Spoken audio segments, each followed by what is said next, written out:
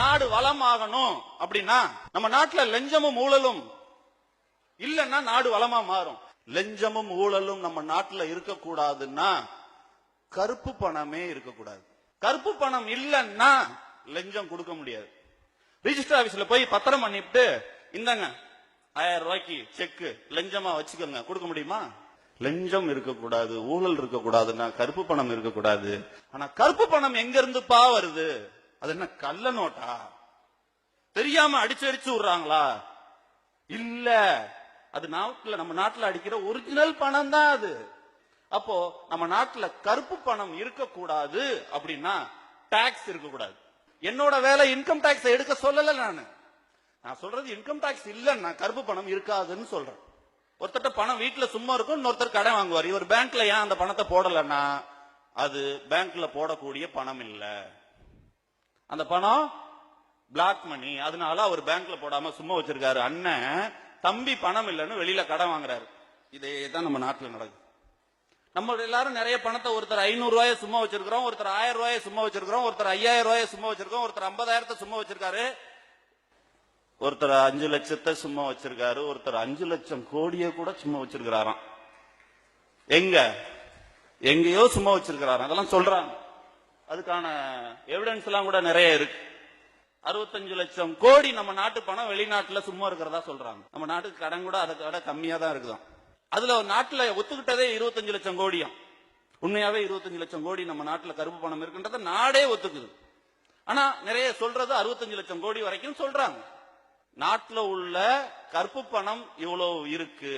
இந்த பணத்தை வெளியில கொண்டு வரணும்னா இன்கம் டாக்ஸ் இன்னையில இருந்து கிடையாது நம்ம நாட்டுல. இன்கம் டாக்ஸ் இந்த நாட்டுல கிடையாது நம்ம நாட்டுல. மத்த service tax, central excise, VAT எல்லா டாக்ஸும் உண்டு. இன்கம் டாக்ஸ் ஒண்ணு கிடையாது. யாரெல்லாம் பணம் வச்சிருக்கீங்களோ அவங்க எல்லாம் உங்க அக்கௌண்ட்ல பணத்தை கட்டிடுங்க. இன்னும் 15 நாள் கழிச்சு நம்ம நாட்டுல பணமே கிடையாது, பணம் எல்லாம் செல்லாது அப்படின்னு நம்ம நாட்டுல ஒரு அறிக்கை கொடுத்தா எல்லாரும் உங்கள்ட்ட இருக்கிற பணத்தை பேங்க்ல போய் கட்டுவோமா கட்ட மாட்டோமா? கட்டுவோமா கட்ட மாட்டோமா? டாக்ஸ் கிடையாது, ஜெயில் கிடையாது, கேள்வி கேட்க மாட்டோம். அந்த பணம் கள்ள நோட்டா இல்லாம நம்ம நாட்டுல அடிச்ச நோட்டா மட்டும் இருந்தா போதும் அப்படின்னு சொல்லிட்டா நம்ம நாட்டுல உள்ள எல்லாரும் போய் பணத்தை கட்டிடுவோம் தானே? 5 லட்சம் வச்சிருக்கவர் கட்டுவாரு, 50 லட்சம் வச்சிருக்கிறவர் கட்டுவாரு, 5 கோடி வச்சிருக்கிறவர் கட்டுவாரு, 500 கோடி வச்சிருக்கிறவரு கட்டுவாரா?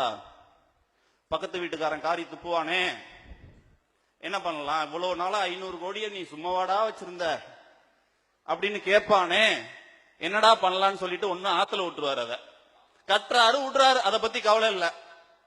5 லட்சம் கோடி வச்சிருக்கிறவரு கட்டுவாரா? கட்டுறாரு விடுறாரு, அதை பத்தி கவலை இல்ல. மொத்தமா 15 நாள் கழிச்சு நம்ம நாட்டுல இன்கம் டாக்ஸ் கிடையாதுப்பா, நம்ம நாட்டுல இன்கம் டாக்ஸ் கிடையாது, எல்லாரும் பணத்தை கட்டிருங்கன்னு எல்லாரும் கட்டியாச்சு. நம்ம நாட்டுல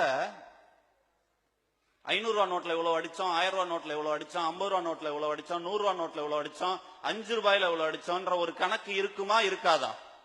நம்ம நாட்டுல இருக்குன்னு நம்ம நாடு நினைச்சிட்டு இருக்க பணத்துக்கும் நம்ம எல்லாரும் சேர்ந்து பேங்க்ல கட்டின பணத்துக்கும் ஒரு இடைவெளி இருக்குமா இருக்காதா? இருக்குமா இருக்காதா?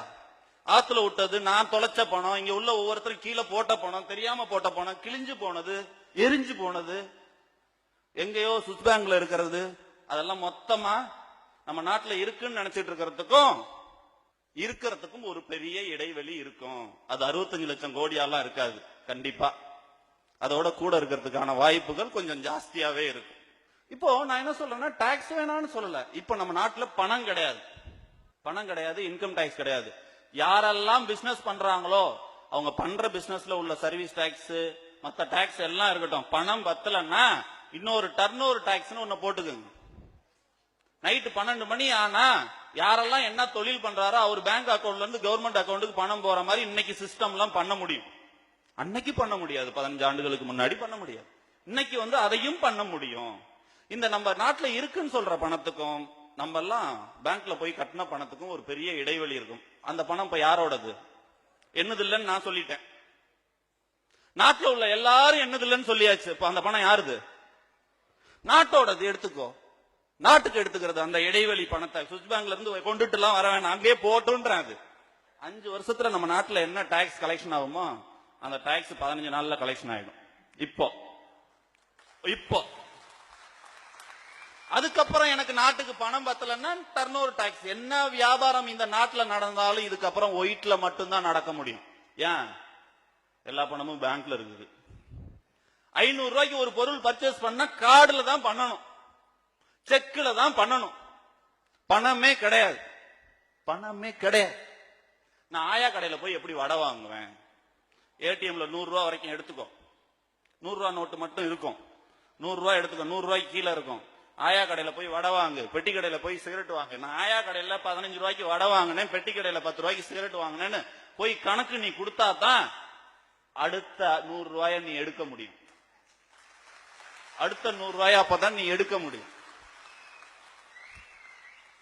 ஆயா போய் என்ன பண்ணணும்? பேங்க்ல பணத்தை கட்டும் போது நான் அருளானந்துக்கு 15 ரூபாய்க்கு வடை வித்தேன்னு கணக்கு கொடுக்கணும். அப்பதான் பணம் டேலி ஆகும், அப்பதான் பணம் டேலி ஆகும். ஆயா அருளானந்துக்கு 15 ரூபாய்க்கு வடை வித்த மாதிரி ராமசாமிக்கும் சின்னசாமிக்கும் குப்புசாமிக்கும் கற்பாய்க்கும் வடை வித்திருக்கும்ல. மொத்தமா ஆயா 100 ரூபாய்க்கு கூட வித்திருக்கும், 100 ரூபாய் நோட்டாவே இருந்தாலும். அந்த 1000 ரூபாய் போய் கட்டும் போது பேங்க்ல இவங்களுக்கு எல்லாம் நான் வடை வித்தேன், அதுல எனக்கு இவ்வளவு பணம் வந்துச்சுன்னு கணக்கு கொடுத்தா தான் பேங்க்ல பணத்தை வாங்குவாங்க. பணத்தை வச்சுக்கிட்டு ஆயாவால ஒண்ணும் செய்ய முடியாது. இப்போ நம்ம நாட்டுல பாத்தீங்கன்னா பிளாக் மணியே இருக்காது. லஞ்சம் எப்படி கொடுக்கறது? இப்போ லஞ்சம் ரிஜிஸ்டர் ஆபீஸ்ல 7% 1% லஞ்சம் 1000 ரூபாய் செக் போட்டு கொடுக்க முடியுமா? எப்படி கொடுக்கறது லஞ்சம்? எப்படி வாங்குறது? லஞ்சம் இருக்கக்கூடாது, ஊழல் இருக்கக்கூடாது, கேட்டு போடணும். இப்ப கேட்டு போட்டாச்சு, கேட்டு போட்டாச்சு. இன்னைக்கு 1 லட்சம் ரூபாய்க்கு வியாபாரம் நடக்குதுன்னா 25,000 ரூபாய் வியாபாரம் தான் கவர்மெண்ட் கணக்குக்கு போகுது, 75,000 போறது கிடையாது.